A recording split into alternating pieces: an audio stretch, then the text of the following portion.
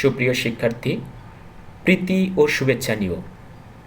আশা করছি তোমরা সবাই ভালো আছো, সুস্থ আছো। এনডিসিএম অনলাইন ক্লাসে তোমাদের সবাইকে স্বাগতম। পাঠ উপস্থাপনায় তোমাদের সাথে আছি আমি সাইফুল ইসলাম, প্রভাষক, পদার্থবিজ্ঞান বিভাগ, নটরডেম কলেজ, ময়মনসিংহ। তোমরা চিত্রগুলো দেখেই বুঝতে পারছো আজকে আমরা কোন টপিকসটি পড়তে চাই। এবং তোমরা জানো বর্তমান যুগকে বলা হয় ইলেকট্রনিক্সের যুগ। অর্থাৎ আজকে আমরা পদার্থবিজ্ঞান দ্বিতীয় পত্রের 10ম অধ্যায় সেমিকন্ডাক্টর অ্যান্ড ইলেকট্রনিক্স এই অধ্যায়টি পড়তে চাই। এই অধ্যায়টি আমরা শুরু করতে চাই। তোমাদেরকে শুরুতেই বলে রাখি, ইলেকট্রনিক্স এবং ইলেকট্রিক এই দুটো শব্দের সাথে তোমরা পরিচিত, এবং ইলেকট্রিক এবং ইলেকট্রনিক্স এই দুটো শব্দের মধ্যে বেশ পার্থক্য রয়েছে। তোমরা যখন হায়ার স্টাডিতে যাবে বা ইঞ্জিনিয়ারিং ইউনিভার্সিটিগুলোতে যখন পড়বে, তখন দেখবে একটি সাবজেক্ট রয়েছে, একটি ডিপার্টমেন্ট রয়েছে, নাম হচ্ছে ট্রিপলি, অর্থাৎ ইলেকট্রিক্যাল অ্যান্ড ইলেকট্রনিক্স ইঞ্জিনিয়ারিং। সেখানে তোমরা আরও বিস্তারিত পড়বে। আমরা শুধুমাত্র বেসিক কনসেপ্টগুলো এই অধ্যায়ে দেখার চেষ্টা করব। এই ইলেকট্রনিক্স শব্দটি সেমিকন্ডাক্টরের সাথে সম্পর্কযুক্ত। ইলেকট্রিক এবং ইলেকট্রনিক্স এই দুই ধরনের ডিভাইসের মধ্যে পার্থক্য কোথায় সেটা আমরা একটু পরেই দেখে নেব। আজকের আলোচ্য বিষয়সমূহ দেখে নেই। আমরা ইলেকট্রিক ও ইলেকট্রনিক্স ডিভাইসের মধ্যে পার্থক্য কোথায় সেটা শুরুতেই দেখব। পরবর্তীতে ব্যান্ড তত্ত্বের ধারণা দেব, এবং এই ব্যান্ড তত্ত্বের সাহায্যে কিভাবে পরিবাহী, অর্ধপরিবাহী এবং অন্তরকের ধারণা পাওয়া যায় সেটি দেখব। আমরা দেখে নেব ইলেকট্রিক ডিভাইস কোনগুলো। তোমাদেরকে একটু বলে রাখি, সেমিকন্ডাক্টর হচ্ছে সিলিকন এবং জার্মেনিয়াম, এই দুটি খুব ভালো মানের সেমিকন্ডাক্টর। এবং সেমিকন্ডাক্টর কারা? যাদের পরিবাহিতা পরিবাহীর মতো, অর্থাৎ তামা রূপার মতো এত ভালোও না, আবার অন্তরকের মতো একবারে তড়িৎ পরিবহন করেও না। অর্থাৎ যাদের পরিবাহিতা মানে কন্ডাক্টিভিটি মোটামুটি মাঝারি ধরনের, তাদেরকে আমরা সেমিকন্ডাক্টর বলি থাকি। সেমিকন্ডাক্টর দিয়ে বেশ কিছু কম্পোনেন্ট তৈরি করা হয়, যেমন ডায়োড, ট্রানজিস্টর, আইসি অর্থাৎ ইন্টিগ্রেটেড সার্কিট, এগুলো তৈরি করা হয়। যে সকল ডিভাইসের ভিতরে কোনো সেমিকন্ডাক্টর দিয়ে তৈরি কম্পোনেন্ট ব্যবহার করা হয় না, তাদেরকে বলা হয় ইলেকট্রিক ডিভাইস। অর্থাৎ যে সকল ডিভাইসের ভিতরে কোনো ধরনের সেমিকন্ডাক্টর ব্যবহার করা হয় না, তারা হচ্ছে ইলেকট্রিক ডিভাইস। যেমন ফ্যান, ইলেকট্রিক মোটর, ট্রান্সফরমার, এগুলো ইলেকট্রিক ডিভাইস। কেন এগুলো ইলেকট্রিক ডিভাইস? কারণ ফ্যান, মোটর কিংবা ট্রান্সফরমার এদের মধ্যে বা এদের ভিতরে কোনো ধরনের semiconductor, that means silicon, germanium দিয়ে তৈরি কোনো কম্পোনেন্ট ব্যবহার করা হয় না। সো এদেরকে বলা হবে ইলেকট্রিক ডিভাইস। ইলেকট্রনিক্স ডিভাইস কোনগুলো? তোমরা একটা কম্পিউটার চিপ দেখতে পাচ্ছ, এটি পুরোটি সিলিকন দিয়ে তৈরি, এবং ছোট্ট পরিসরের মধ্যে এই চিপের মধ্যে ছোট্ট পরিসরে অনেকগুলো সার্কিট ড্র করা থাকে, সাজানো থাকে। ইলেকট্রনিক্স ডিভাইস কারা? অর্থাৎ যে সকল ডিভাইসের ভিতরে সেমিকন্ডাক্টর ব্যবহার করা হয়েছে, সিলিকন বা জার্মেনিয়াম ব্যবহার করা হয়েছে, অর্থাৎ সিলিকন বা জার্মেনিয়াম দিয়ে তৈরি যে সকল কম্পোনেন্ট রয়েছে, that means diode, transistor, SCR কিংবা আইসি, এইগুলো ব্যবহার করা হয়েছে বা যে কোনো একটি ব্যবহার করা হয়েছে, সেইগুলোকে বলা হবে, সেই ডিভাইসগুলোকে বলা হবে ইলেকট্রনিক্স ডিভাইস। আমরা আমাদের দৈনন্দিন জীবনে যতগুলো ডিভাইস ব্যবহার করে থাকি তার ম্যাক্সিমামগুলো ইলেকট্রনিক্স ডিভাইস। যেমন আমরা mobile phone, laptop, TV, radio, speaker বা সাউন্ড সিস্টেম, সোলার প্যানেল বা solar cell, LED, light emitting diode, এগুলো সব ইলেকট্রনিক্স ডিভাইস। কেন এগুলো ইলেকট্রনিক্স ডিভাইস? কারণ প্রত্যেকটি ডিভাইসের ভিতরে সিলিকন জার্মেনিয়াম দিয়ে তৈরি যে কম্পোনেন্টগুলো রয়েছে, অর্থাৎ ডায়োড, ট্রানজিস্টর, আইসি, এগুলো ব্যবহার করা হয়ে থাকে। সো এগুলো ইলেকট্রনিক্স ডিভাইস। তাহলে আমরা কি শিখলাম? যে সকল ডিভাইসের ভিতরে সেমিকন্ডাক্টর নেই তাদেরকে বলা হবে ইলেকট্রিক ডিভাইস, আর যে সকল ডিভাইসের ভিতরে সেমিকন্ডাক্টর ব্যবহার করা হয়েছে, সিলিকন জার্মেনিয়াম ব্যবহার করা হয়েছে, তারা হচ্ছে ইলেকট্রনিক্স ডিভাইস। এবং তোমরা যদি বাজারে যাও দেখবে অনেকগুলো দোকান রয়েছে, কিছু কিছু দোকানের সামনে লেখা আছে ইলেকট্রিক হাউস, আবার কিছু কিছু লেখা আছে ইলেকট্রনিক্স হাউস। অর্থাৎ যেগুলো ইলেকট্রিক, এখানে ইন্ডাক্টর কিংবা মোটর, ইলেকট্রিক মোটর কিংবা ফ্যান, এগুলো বিক্রি করা হয়ে থাকে। আর যেগুলো ইলেকট্রনিক্স, সেগুলোতে দেখবা ল্যাপটপ, কম্পিউটার, তোমার sound system, mobile phone, TV, এগুলো বিক্রি করা হয়ে থাকে। কিছু কিছু ডিভাইস রয়েছে যেগুলো ইলেকট্রিক এবং একাধারে ইলেকট্রনিক্স, অর্থাৎ দুই ধরনের ডিভাইসেই এর মধ্যে ব্যবহার করা হয়ে থাকে। যেমন লিফটের কথা তোমরা যদি চিন্তা করো, লিফট কিন্তু ইলেকট্রিক ইলেকট্রনিক্স দুই ধরনের ডিভাইসেই হয়, কেননা এখানে একটি মোটর ব্যবহার করা হয় যেটি ইলেকট্রিক ডিভাইস, এবং যে কন্ট্রোল ইউনিটটা রয়েছে, এই কন্ট্রোল ইউনিটটা কিন্তু ইলেকট্রনিক্স ডিভাইস। এবং আমরা যে রেফ্রিজারেটর বা হিমায়ক ব্যবহার করে থাকি, এইটার মধ্যে কিন্তু ইলেকট্রিক এবং ইলেকট্রনিক্স দুই ধরনের কম্পোনেন্টই রয়েছে। সো এগুলো ইলেকট্রিক ইলেকট্রনিক্স ডিভাইস। আমরা প্যাসিভ এবং অ্যাক্টিভ কম্পোনেন্ট সম্পর্কে একটু জেনে নেব। প্যাসিভ কম্পোনেন্টস হচ্ছে যে সকল কম্পোনেন্ট তৈরি করার সময় কোনো সিলিকন বা জার্মেনিয়াম ব্যবহার করা হয়নি, দ্যাট মিনস কোনো সেমিকন্ডাক্টর ব্যবহার করা হয়নি, তাদেরকে বলা হয় প্যাসিভ কম্পোনেন্টস। যেমন রেজিস্ট্যান্স, ক্যাপাসিটর, ইন্ডাক্টর, এগুলো প্যাসিভ কম্পোনেন্টস। অপরদিকে যে সকল কম্পোনেন্ট তৈরি করার সময় সেমিকন্ডাক্টর ব্যবহার করা হয়েছে, সিলিকন বা জার্মেনিয়াম ব্যবহার করা হয়েছে, তাদেরকে বলা হয় অ্যাক্টিভ কম্পোনেন্টস। যেমন ডায়োড, ট্রানজিস্টর, এসসিআর অর্থাৎ সিলিকন কন্ট্রোল রেকটিফায়ার, এবং আইসি, দ্যাট মিনস ইন্টিগ্রেটেড সার্কিট, এগুলো অ্যাক্টিভ কম্পোনেন্টস। এবং তোমরা দেখতে পাচ্ছ এটি নর্মাল ডায়োড এবং এটি জেনার ডায়োড। এটি হচ্ছে এসসিআর, সিলিকন কন্ট্রোল রেকটিফায়ার, এবং এটি হচ্ছে আইসি, ইন্টিগ্রেটেড সার্কিট। এই অ্যাক্টিভ কম্পোনেন্টগুলোর ভিতরে সেমিকন্ডাক্টর আছে এবং প্যাসিভ কম্পোনেন্টগুলোর ভিতরে সেমিকন্ডাক্টর নেই। এদের মধ্যে বেশ কিছু পার্থক্য রয়েছে, এদের অ্যাকশনের মধ্যেও পার্থক্য রয়েছে।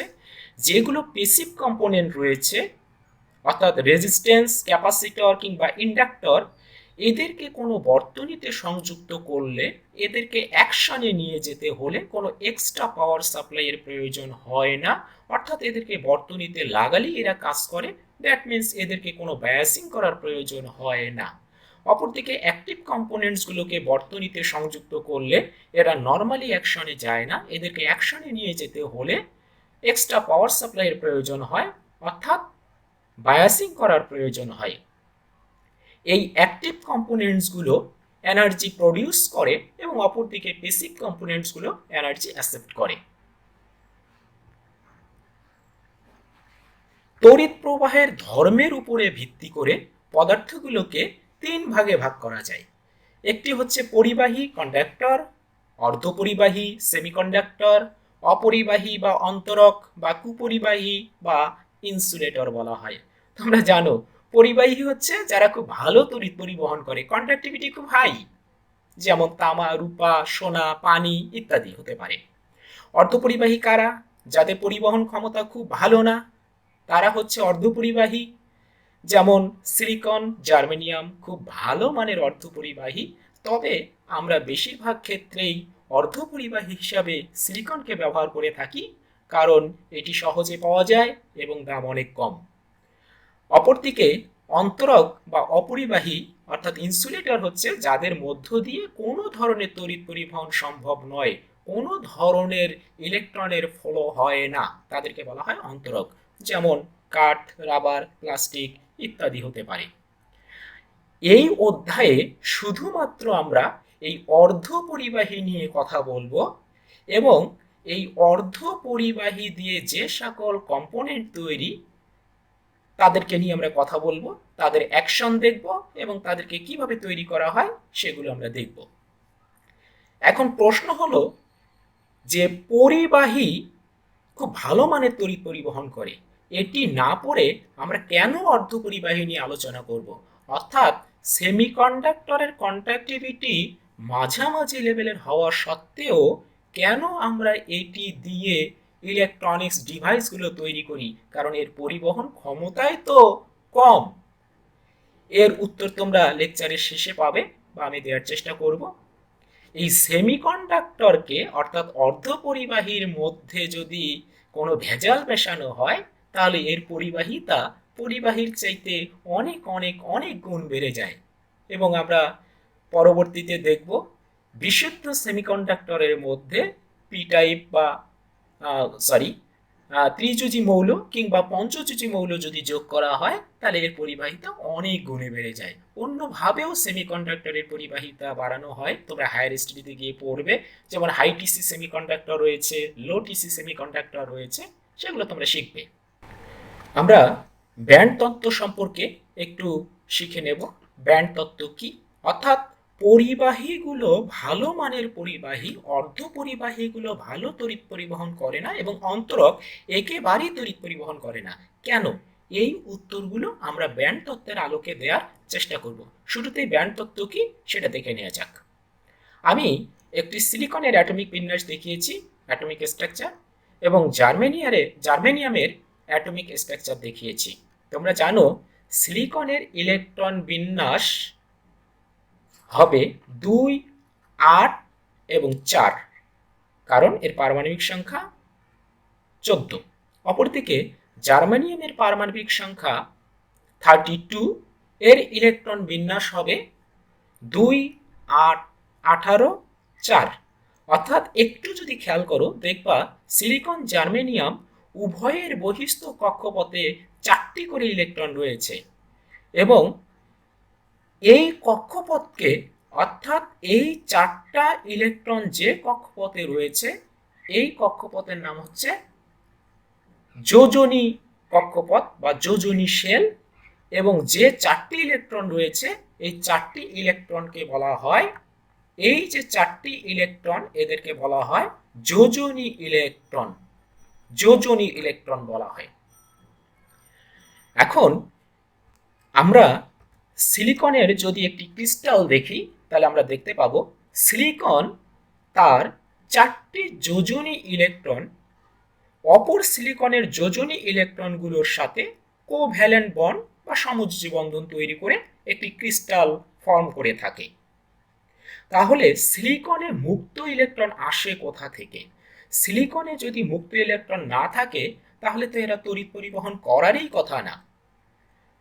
এবং কথাটি সত্য, সিলিকন লো টেম্পারেচারে অর্থাৎ অনেক কম টেম্পারেচারে এরা কিন্তু একটু তড়িৎ পরিবহন করে না, অর্থাৎ এদের কন্ডাক্টিভিটি 0 এবং সেটি -273°C তাপমাত্রায় এদের কন্ডাক্টিভিটি 0। রুম টেম্পারেচার বা কক্ষ টেম্পারেচারে কি হয়, এই যে কোভ্যালেন্ট বা সমযোজী বন্ধনগুলো রয়েছে, এই যে কোভ্যালেন্ট বা সমযোজী বন্ধনগুলো রয়েছে এই বন্ধনীগুলো ভেঙে যায় এবং সমযোজী বন্ধনীগুলো যদি ভেঙে যায় তখন কিছু ইলেকট্রন মুক্ত হয়, অর্থাৎ কোনো একটি ইলেকট্রন তার জায়গা ছেড়ে চলে আসে। এইখানে তখন একটি ফাঁকা জায়গা তৈরি হয়, এই ফাঁকা জায়গাকে আমরা বলে থাকি হোল, এবং অপর কোনো একটি ইলেকট্রন এসে আবার ওই ফাঁকা জায়গাটিকে পূরণ করে, ফলে এইখানে আবার একটি নতুন হোল তৈরি হয়, আবার অন্য একটি ইলেকট্রন এসে এই হোলকে তৈরি করে পূর্ণ করে, তখন এইখানে আবার একটি হোল তৈরি হয়। সো সিলিকনের মধ্যে, সিলিকন ক্রিস্টালের মধ্যে বা ক্যালাসের মধ্যে এই রুম টেম্পারেচারে এই বন্ধনীগুলো ভেঙে গিয়ে কিছু মুক্ত ইলেকট্রন তৈরি হয়, এরাই মূলত তড়িৎ পরিবহন করে থাকে। আমরা এখানে কয়েকটি সিলিকনের পরমাণু দেখানো হয়েছে, সিলিকন অ্যাটম দেখানো হয়েছে। আমরা বোঝানোর সুবিধার্থে ধরে নেই এই সিলিকন অ্যাটমগুলো এরা পরস্পর বন্ধনীযুক্ত নয়, অর্থাৎ এদের মধ্যে কোনো বাইন্ডিংস নেই, অর্থাৎ এরা কোনো ক্রিস্টালের ভিতরে নয়, এরা আলাদা আলাদা বিবেচনা করে নেই। তাহলে আমরা যদি একটি গ্রাফ আঁকার চেষ্টা করি, প্রথম পরমাণুর প্রথম কক্ষপথে যে দুটি ইলেকট্রন রয়েছে তাদের ইলেকট্রন একই হবে, ধরে নেই সেই শক্তি প্রথম কক্ষপথের যে দুটি ইলেকট্রন রয়েছে তাদের শক্তি ধরে নেই 15 ইলেকট্রন ভোল্ট। যেহেতু একটি অ্যাটমের সাথে অন্য অ্যাটমের কোনো ধরনের বাইন্ডিংস নেই, কোনো ধরনের বন্ধন নেই, কোনো ধরনের বাইন্ডিং এনার্জি নেই, তাহলে অন্য যে অ্যাটমটি রয়েছে সিলিকনের তার প্রথম কক্ষপথের যে দুটি ইলেকট্রন রয়েছে তাদের এনার্জি হবে সেম, কত? 15 ইলেকট্রন ভোল্ট। আবার অন্য একটি পরমাণুর কথা যদি চিন্তা করো, তারও প্রথম কক্ষপথের ইলেকট্রন দুটির এনার্জি হবে 15 ইলেকট্রন ভোল্ট। সো প্রথম কক্ষপথের যে এনার্জি সেটি 15 ইলেকট্রন ভোল্ট। সো আমরা এই ধরনের একটি গ্রাফ পাবো। সিমিলারলি দ্বিতীয় কক্ষপথের যদি কথা চিন্তা করো, তাহলে সবগুলো পরমাণুর দ্বিতীয় কক্ষপথের ইলেকট্রনের এনার্জি হবে একই, কত? ধরে নেই 20 ইলেকট্রন ভোল্ট। আবার যোজনী শেলের বা যোজন কক্ষপথের বা শক্তি স্তরের যে ইলেকট্রনগুলো রয়েছে তাদের এনার্জি হবে সেম, ধরে নেই 30 ইলেকট্রন ভোল্ট। আমরা আসলে ব্যাখ্যা করতে চাচ্ছি ব্যান্ড তত্ত্ব জিনিসটা কি, ব্যান্ড জিনিসটা কি। এবং তোমরা এই ইলেকট্রন ভোল্ট এটি কিন্তু শক্তির একক বা কাজের একক, এবং ইলেকট্রন ভোল্টের সাথে জুলের একটি সম্পর্ক রয়েছে, সেটি হচ্ছে 1 electron volt is equal to 1.6 গুণন 10 টু দি পাওয়ার মাইনাস 19 এত জুল। অর্থাৎ 1.6 জুলকে 1 এবং 19টা শূন্য দিয়ে ভাগ দিলে যতটুকু শক্তি পাবো সেটি হচ্ছে 1 ইলেকট্রন ভোল্ট এনার্জি, অর্থাৎ খুবই খুবই ছোট এনার্জি। আমরা যদি এবারে এই সিলিকন পরমাণুগুলোকে আলাদা আলাদা না ধরি, যদি আমরা ধরি তারা একটি ক্রিস্টালের ভিতরে রয়েছে, এবং আমি সেটি ধরে নেব, ধরো এটি একটি সিলিকন খণ্ড। এই সিলিকন খণ্ডের ভিতরে অসংখ্য অ্যাটম রয়েছে সিলিকনের। আমরা বোঝানোর সুবিধার্থে 4টি অ্যাটম ধরে নিলাম। এই 4টি অ্যাটমের মধ্যে বন্ড রয়েছে, বাইন্ডিংস এনার্জি রয়েছে, এবং এরা পরস্পরের সাথে রিলেটেড, সম্পর্কযুক্ত। ফলে এবার যদি আমরা গ্রাফটি দেখি তাহলে কি হবে, অর্থাৎ যেহেতু তাদের মধ্যে বন্ধনী রয়েছে, সিলিকন পরমাণুগুলোর মধ্যে একটি পরমাণু অন্য একটি পরমাণুর উপরে ইম্প্যাক্ট ফেলবে, প্রভাব ফেলবে। ফলে কি হবে, প্রথম কক্ষপথের অর্থাৎ প্রথম পরমাণুর প্রথম কক্ষপথের যে দুটি ইলেকট্রন রয়েছে তার এনার্জি এবং অপর একটি অ্যাটমের প্রথম কক্ষপথের যে দুটি ইলেকট্রন রয়েছে তার এনার্জি, এদের মধ্যে কিছুটা সামান্য হলে পার্থক্য দেখা দেবে।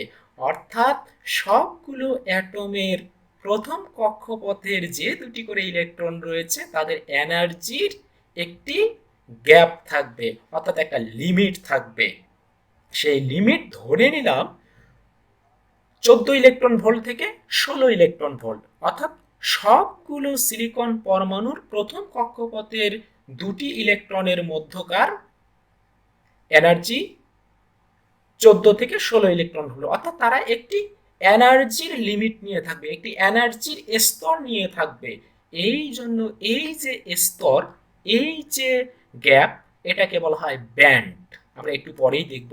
সিমিলারলি দ্বিতীয় কক্ষপথের যে 8টি করে ইলেকট্রন রয়েছে তারাও একটি এনার্জি লিমিট নিয়ে থাকবে, একটি এনার্জির স্তর নিয়ে থাকবে।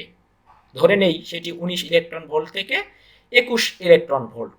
সিমিলারলি যোজন শক্তি স্তরের যে ইলেকট্রনগুলো রয়েছে তারা 29 ইলেকট্রন ভোল্ট থেকে 31 ইলেকট্রন ভোল্ট এই এনার্জি নিয়ে, তারা এই এনার্জি লিমিটের মধ্যে তারা থাকবে, এটি ধরে নিলাম আমরা।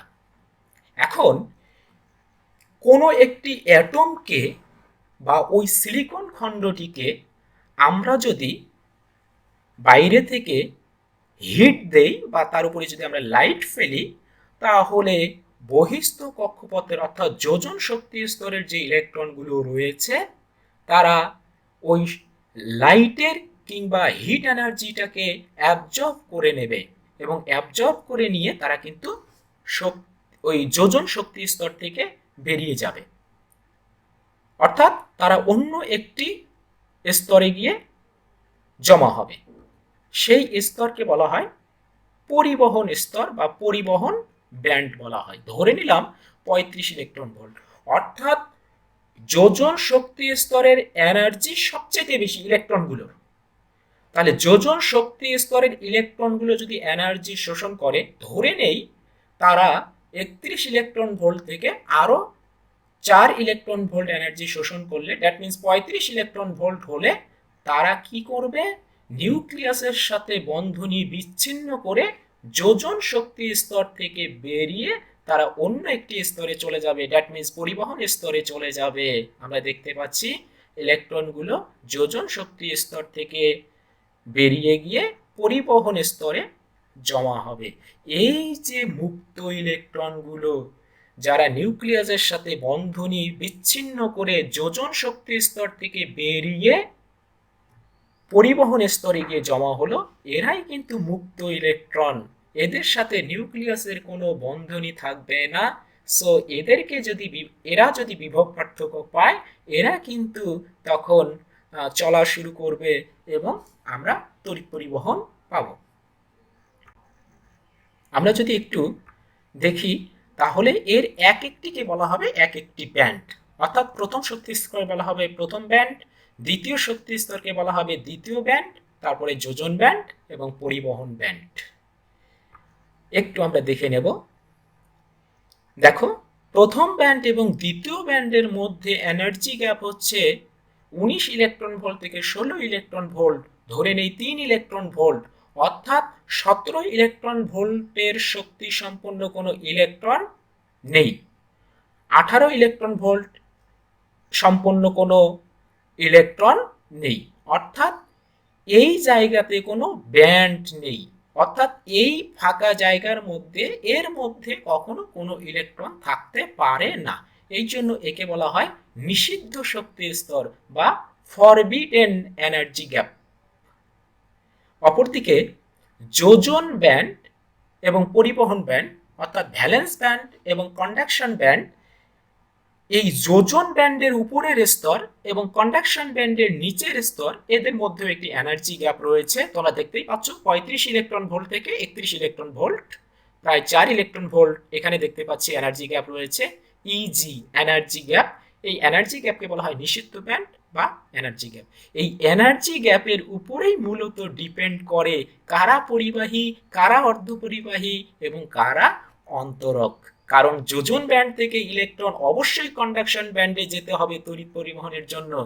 যাদের যাবে, যদি যোজন শক্তি স্তর থেকে বেশি ইলেকট্রন পরিবহন ব্যান্ডে যায় তারা ভালো পরিবাহী। যোজন শক্তি স্তর থেকে, দ্যাট মিন যোজন ব্যান্ড থেকে যদি কম ইলেকট্রন পরিবহন ব্যান্ডে মানে কন্ডাকশন ব্যান্ডে যায় তারা কম মানের পরিবাহী। এবং কোনো যোজন ব্যান্ড থেকে যদি ইলেকট্রন পরিবহন ব্যান্ডে নাই যায়, অর্থাৎ কন্ডাকশন ব্যান্ডে যদি কোনো ইলেকট্রন নাই পৌঁছায়, তাহলে তারা কোনো ধরনের তড়িৎ পরিবহন করবে না। তাহলে পরিবাহী কারা বা কন্ডাক্টর কারা? কন্ডাক্টর হচ্ছে, এটি একটি যোজন ব্যান্ড এবং এটি পরিবহন ব্যান্ড। এই ভ্যালেন্স ব্যান্ড এবং কন্ডাকশন ব্যান্ড, এদের মধ্যে কোনো এনার্জি গ্যাপ তো নেই, নিষিদ্ধ ব্যান্ড তো নাই, বরঞ্চ ভ্যালেন্স ব্যান্ড এবং কন্ডাকশন ব্যান্ড পরস্পর উপরিপাতন হয়ে থাকে, ওভারল্যাপিং হয়ে থাকে কন্ডাক্টরগুলোর ক্ষেত্রে, পরিবাহীগুলোর ক্ষেত্রে, অর্থাৎ তামা এবং রূপার ক্ষেত্রে। তার মানে ভ্যালেন্স ব্যান্ড এবং কন্ডাকশন ব্যান্ডের মধ্যে কোনো এনার্জি গ্যাপ নেই এবং তারা উপরিপাতন হয়ে থাকে। তাহলে ভ্যালেন্স ব্যান্ড থেকে কন্ডাকশন ব্যান্ডে ইলেকট্রন যাওয়াটা খুবই সহজ হবে, খুবই সহজ ব্যাপার হবে। তার মানে কন্ডাকশন ব্যান্ডে অনেকগুলো মুক্ত ইলেকট্রন খুব সহজেই পাওয়া যাবে, এই জন্য এরা ভালো তড়িৎ পরিবহন করবে। অর্থাৎ এরা হচ্ছে পরিবাহী কারা? যাদের ভ্যালেন্স ব্যান্ড এবং কন্ডাকশন ব্যান্ড পরস্পরের উপরে থাকে, অর্থাৎ ওভারল্যাপিং হয়ে থাকে, এবং তামা, রূপা বা পানির ক্ষেত্রে কিন্তু এমনটাই ঘটে। এই জন্য পরিবাহীগুলো খুব ভালো মানের তড়িৎ পরিবহন করে থাকে। অপরদিকে আমরা যদি পরিবাহীগুলোর যদি বৈশিষ্ট্য দেখি, আমরা এদের আপেক্ষিক রোধ খুব কম হয় এবং এটি প্রায় 10⁻⁻8 ওহম মিটার অর্ডারের, এবং যোজন ব্যান্ড এবং পরিবহন ব্যান্ডের মধ্যে কোনো শক্তির ব্যবধান থাকে না, বরং কিছু অংশ উপরিপতন ঘটে বা উপরিলিপন ঘটে। কারা কারা পরিবাহী? তামা, রূপা, অ্যালুমিনিয়াম, পানি ইত্যাদি এরা খুব ভালো মানের সুপরিবাহী বা কন্ডাক্টর। সাধারণত ধাতব যে পদার্থগুলো রয়েছে এরাই ভালো মানের তড়িৎ পরিবাহী হয়ে থাকে।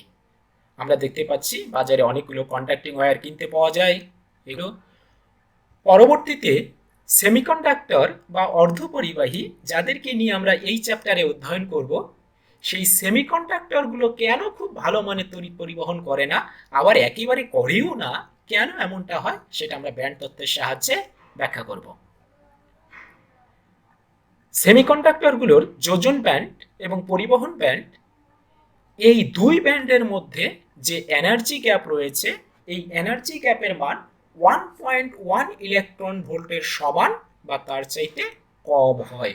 অর্থাৎ ভ্যালেন্স ব্যান্ড থেকে ইলেকট্রনকে কন্ডাকশন ব্যান্ডে নিয়ে যেতে হলে, ভ্যালেন্স ব্যান্ড থেকে ইলেকট্রনকে কন্ডাকশন ব্যান্ডে নিয়ে যেতে হলে 1.1 ইলেকট্রন ভোল্ট এনার্জির প্রয়োজন হবে। সো এই এনার্জি দেয়া খুব কঠিন না। অর্থাৎ আমরা যদি একটু হিট দিই, যেটা রুম টেম্পারেচার বা কক্ষ তাপমাত্রা বা পরিবেশের তাপমাত্রায় যেটা সম্ভব, সো পরিবেশ থেকে এই সিলিকনগুলো তাপ শোষণ করে এই ইলেকট্রনগুলো, কিছু ইলেকট্রন কন্ডাকশন ব্যান্ডে চলে যায়। সো কন্ডাকশন ব্যান্ডে ইলেকট্রনের সংখ্যা মোটামুটি থাকে, অর্থাৎ খুব বেশি থাকে না, কমও থাকে না, মোটামুটি মাঝামাঝি টাইপের থাকে। বিধান এরা তড়িৎ পরিবহন করে, খুব ভালো না আবার খুব খারাপও না, অর্থাৎ মিডিয়াম টাইপের তড়িৎ পরিবহন করে থাকে। সো এই জন্য এদেরকে বলা হয় সেমি কন্ডাক্টর বা অর্ধপরিবাহী। অর্ধেক তড়িৎ পরিবহন করে থাকে, অর্ধেকের মতো। এই অর্ধপরিবাহীগুলোর যদি বৈশিষ্ট্য আমরা দেখি, তাহলে যেটা দেখব, এর আপেক্ষিক রোধ অনেক কম হয়। কত? প্রায় 10⁻⁻4 ওহম মিটার অর্ডারের। এর নিষিদ্ধ শক্তি ব্যান্ড অর্থাৎ এনার্জি গ্যাপের মান 1.1 ইলেকট্রন ভোল্ট বা এর চাইতে কম। এতে কোনো অপদ্রব্য মেশালে এর তড়িৎ পরিবাহিতা বৃদ্ধি পায়, যেটা আমরা পরবর্তী ক্লাসগুলোতে দেখব। আমরা ত্রিযুজি মৌল, পঞ্চযুজি মৌল মেশাবো, এবং যদি তাপমাত্রা কমানো হয় এদের পরিবাহিতা কিন্তু কমতে থাকে। অর্থাৎ পরম শূন্য তাপমাত্রায় -273 ডিগ্রি সেলসিয়াস তাপমাত্রায় বা 0 কেলভিন তাপমাত্রায় এরা একেবারেই অন্তরকের মতো আচরণ করে থাকে। একটি নির্দিষ্ট তাপমাত্রা পর্যন্ত যদি তাপমাত্রা বাড়ানো হয়, তাহলে অর্ধপরিবাহীর রোধ হ্রাস পায় এবং এর কন্ডাক্টিভিটি বাড়ে। সিলিকন, জার্মেনিয়াম খুব ভালো মানের অর্ধপরিবাহী। আমরা যদি চিত্রে দেখি, বাম পাশে সিলিকনের একটি ইমেজ দেখানো হয়েছে এবং ডান পাশে জার্মেনিয়ামের একটি চিত্র দেখানো হয়েছে।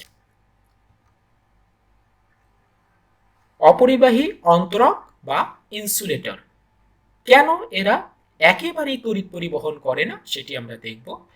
এর অর্থাৎ অন্তরকগুলোর ভ্যালেন্স ব্যান্ড এবং কন্ডাকশন ব্যান্ডের মধ্যে এনার্জি গ্যাপের মান অনেক।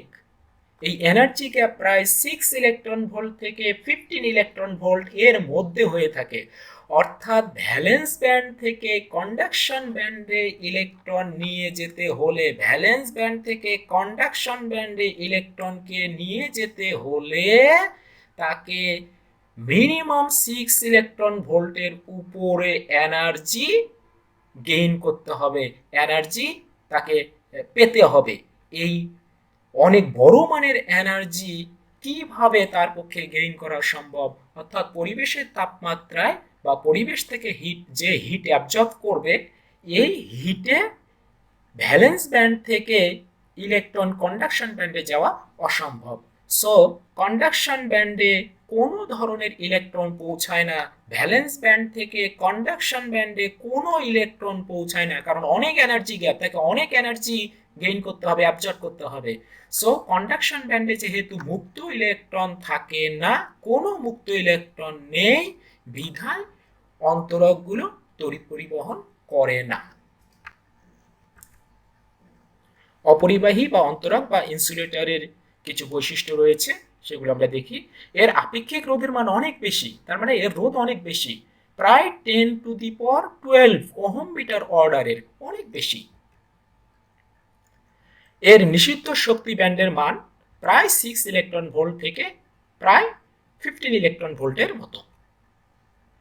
কাঁচ, রাবার, প্লাস্টিক, শুকনা কাঠ ইত্যাদি অন্তরকের মতো কাজ করে থাকে, অর্থাৎ এরা অন্তরক, অর্থাৎ এদের মধ্য দিয়ে কোনো ধরনের তড়িৎ পরিবহন হয় না। সুপ্রিয় শিক্ষার্থী, আজকে এই পর্যন্তই। আবার পরবর্তীতে তোমাদের সাথে আবার একটি নতুন ক্লাস নিয়ে হাজির হব। সেই পর্যন্ত সবাই ভালো থাকবে, সুস্থ থাকবে। আল্লাহ হাফেজ।